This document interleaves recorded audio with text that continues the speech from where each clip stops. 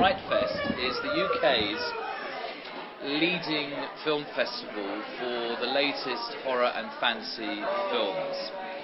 We show 26 films over 5 days, ranging from the Hollywood blockbuster type horror films to the low budget German horror and whatever's happening in the UK. We try to create a sort of a global perspective of what's new in horror, and we do that every year it's now at the Odeon West End over the August bank holiday period, and it's become one of the most recognisable brands in the genre now.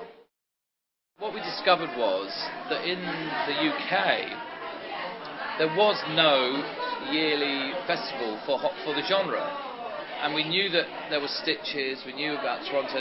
Around the world there are some really, really big established festivals for horror, for the genre. So we thought, well, why not London?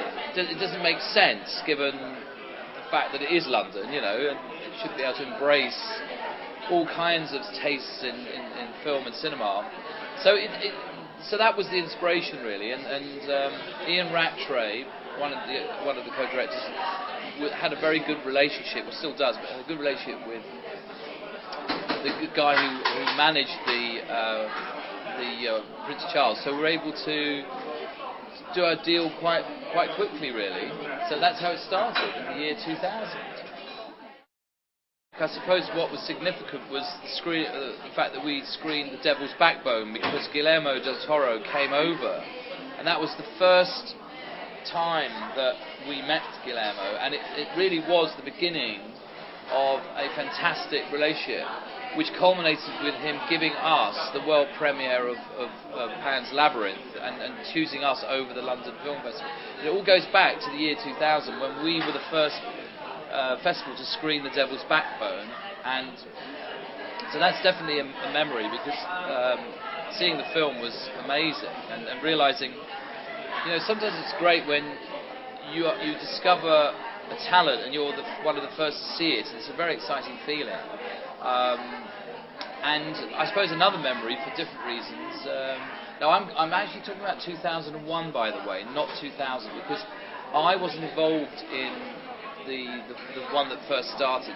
I came on board in the year 2001. So obviously my memories are from 2001 onwards. So I don't want your viewers to think that Devil's Backbone was screened in the year 2000. I'm sure you'll get a lot of emails reminding you that it wasn't. So we're talking about the year 2001, and I suppose another memory, because it's very different, it shows the kind of, if you like, the many faces of Fright Fest, was Jodie Marsh, the model, posing outside the cinema with a severed head for the tabloids. So she happened to be in a low-budget British horror film that year, of which the name escapes me. I'm sure it escapes her now as well. But so it really was exciting, because we were able, in a brash way, to kind of mix up the festival. Unlike a lot of festivals where, because they're part of a, if you like, a confederation, and they want to be subsidised, they need to kind of adhere to certain regulations in order to be subsidised. Whereas we weren't asking for money from anybody that would, in a sense, interfere with the way we wanted to run the festival. We went straight to commercial. We went straight down the route of sponsors to get money. So in that way, the four of us were able to kind of really run it the way we wanted.